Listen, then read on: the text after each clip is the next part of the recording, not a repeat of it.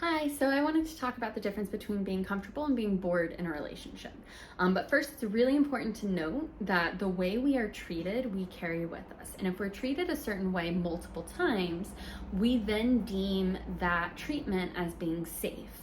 And so we'll look for that treatment moving forward because it feels safe, even if it's unhealthy. And so we see this a lot in relationships with women and the bad boy, right? Because if they've dated a few bad boys, then they're used to a certain level of treatment. And that treatment, that pattern becomes safe. And so because there aren't as many good guys out there as there really should be, more often than not, women date bad boys. And it's not necessarily because they look for bad boys, it's because the way that they've been treated, they have deemed safe. And so when they're with a good guy, when they're with someone that treats them well, and it's a healthy situation, they don't know what to do with that.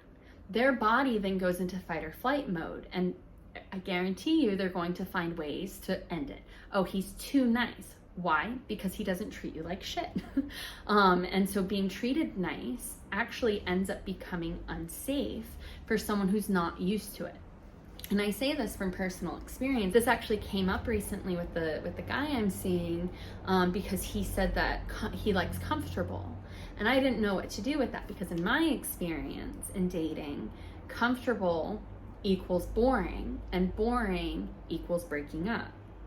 And so when he said this, I felt that reaction in my body of like, oh my God, he's going to break up with me in a matter of, it's only a matter of time. And so I had to actually ask him, well, what does comfortable look like for you in a relationship? Because in my experience, when I get comfortable in a relationship or when a guy gets comfortable in a relationship, he ends up breaking up with me or I break up with him.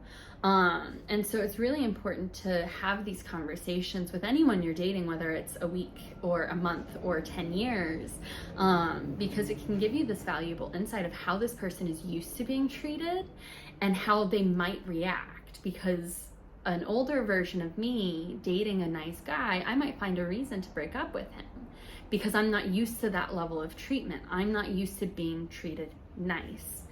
It doesn't feel safe to me. And at the end of the day, in every relationship, people just want to feel safe, right? They just want to feel seen. They want to feel secure. They want to feel safe. But if we have trained our bodies to think safe is a certain level of treatment that's actually not a healthy level of treatment, we're still going to be looking for that unhealthy level of treatment. And we'll make excuses on why being treated correctly isn't going to work for us. And this goes both ways. I know plenty of guys who have been mistreated by women and they keep attracting the same kind of woman. But if you have deemed that level of treatment to be safe, then that's exactly what you're going to look for. So, the difference between comfortable and boring, boring is when there's no more effort. Being comfortable is when you feel safe to be with someone, but you're still putting in that effort to get to know them, to spend time with them. I saw a post the other day on Instagram, and it was, this woman saying how she and her husband one night with their matching, old people pajamas and their matching mouth guards and stuff, just stayed up late laughing in bed.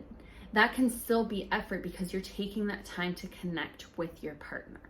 And so that's how you keep things from getting boring, is putting in that effort.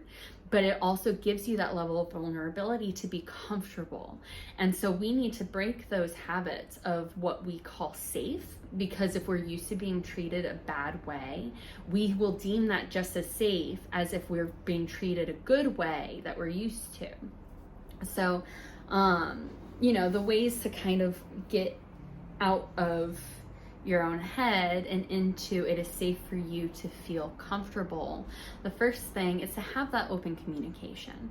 I can't tell you what a relief it was to bring this up with my partner and tell him, this is my experience. What is yours and what does it look like for you? Because here's what it looks like for me. And so now we have this understanding of he knows that comfortable isn't always a safe space for me, but I'm working on it. And I know that comfortable is a safe space for him, so I can work on that for him. So basically, relationships are kind of like a table, and we have 4 legs, right? We have both individuals working on themselves individually. We have the individuals working to support the other individual.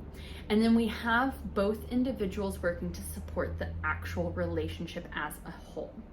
And so these kinds of communications are really important so you can understand who your partner is and what they're bringing to the table. And it's not emotional baggage, it's just life experience. And I'm sure you've had similar situations where you've been treated a certain way multiple times, and so that treatment ends up being a safe space, and so you look for it or you attract it.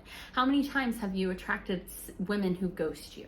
How many times have you attracted people who, say they're going to do something and don't? You're used to it. And so you look for it even subconsciously, because subconsciously you know how to handle that situation. You know what to do.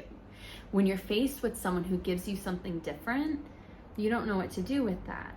And so try to put yourself out of your comfort zone. And what would it look like if you did, find people who didn't ghost? How would you be treated? But more importantly, how would you treat yourself? Because it's unfortunate, but subconsciously, how we're treated externally influences how we treat ourselves internally. And so if you can figure out, take a minute, sit down, what does it look like? What does it feel like to be treated the way you deserve?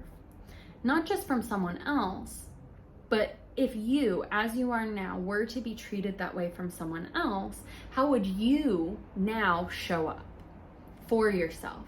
Would you be nicer to yourself internally? Would you go to the gym more? Would you work on that project you've been putting off? How would you show up to meet this new level of safety, this new level of comfortable? And so really, a lot of times in relationships, we want people to show up a certain way, but we don't do the work to show up in the way we expect others to show up for us. And so it really comes down to showing up for ourselves in that way and working to break down those patterns. So again, it is safe for you to be comfortable. And if you're not sure what comfortable looks like, ask your partner. Ask your partner what comfortable looks like to them, and see if for them, if the comfortability is safe, because honestly, it might not be. But now you have something, a goal that you guys can work toward together on what does comfortable look like, not just individually, but as a partnership. So that's this week's issue on the difference between comfortable and boring in relationships, and how you can find that comfortability as a safe space for you to show up. Please feel free to message me or comment. So please feel free to message me or comment below any issues that you have, any questions that you have. I'm happy to help. I'm here for you. Feel free to subscribe to my Good Guy newsletter, where I provide tips and tricks for you to elevate your love life. And I also have the Good Guy group membership, which is a group of good guys who are doing their best in dating and need a little insight on how to decode women. And it's for less than the price of a video game, less than a gym membership, and less than a dinner for 2. You can have all the access you want to me and other guys who are in your similar position. So until next time, have a good one.